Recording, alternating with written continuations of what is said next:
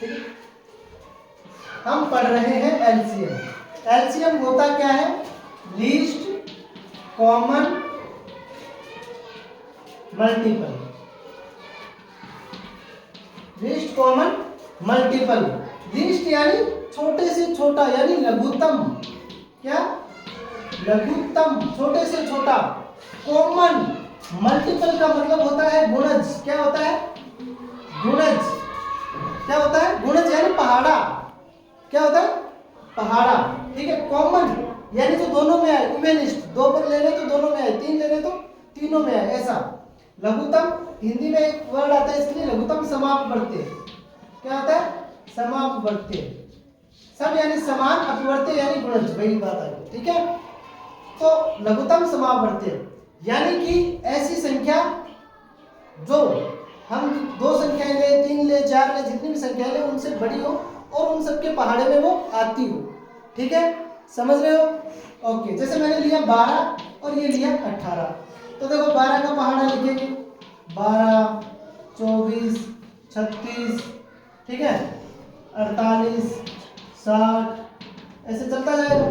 18 का लिखेंगे 60, उसके बाद 72, 18 का लिखेंगे 18, 36, 54 और इसके बाद 72।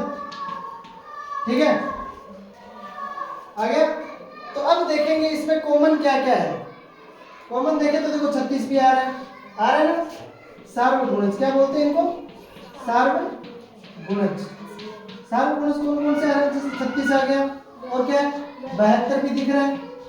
एलसीएम जो होता है उसका मतलब ये जो फर्स्ट में जो आया है ना कॉमन, फर्स्ट में जो कॉमन आया वो, फर्स्ट में कॉमन इसमें क्या है? 36। क्या है? 36। तो इनका एलसीएम क्या होगा? 36। ये विधि बहुत बड़ी विधि हो जाती है, ये कोई विधि भी मत मानो, क्योंकि ये तो बस समझाने के लिए है। एलसीएम ज्ञात करने के लिए विधि होती है अभाज्य गुणनखंड विधि। सबसे उपयुक्त विधि कौन सी है? अभाज्य गुणनखंड विधि। जैसे मैं बात करूं 12 और 18 के अभाज्य गुणनखंड अपने को निकालने हैं। ठीक है, तो 12 के अभाज्य गुणनखंड करो, 2 कितना आएगा? 6, 2 कितना आएगा? 3, 3 से किया 1, तो 12 की गुणनखंड क्या है? 2 गुना 2 गुना 3। अब 18 की बारी है, 18, ठीक है, 2 से किया 9, फिर 3 से किया 3, 3 से किया 1। 18 की गुणनखंड क्या है? 2 गुना 3 गुना 3। ठीक है, एलसीएम जो होता है उसमें सारे जितने गुणनखंड दोनों में आए सारे गुणनखंड लेते हैं, लेकिन हर गुणनखंड को लेते हैं, लेकिन जो ज्यादा बार आया हो उतनी बार लेते हैं। जैसे इसमें कौन कौन से गुणनखंड है? 2 है और 3 है। कौन कौन से? 2 और 3। 2 ज्यादा से ज्यादा कितनी बार दिख रहे हैं अपने को? 2 बार। कितनी बार? 2। तो 2 बार 2 लेंगे। और 3 ज्यादा से ज्यादा कितनी बार दिख रहा है अपने को? 2 बार। तो 3 भी 2 बार लेंगे। ये आ गया इसका एलसीएम। 2 दूनी 4, 4 तिया 12, 12 तिया 36। ये हो गई एक विधि।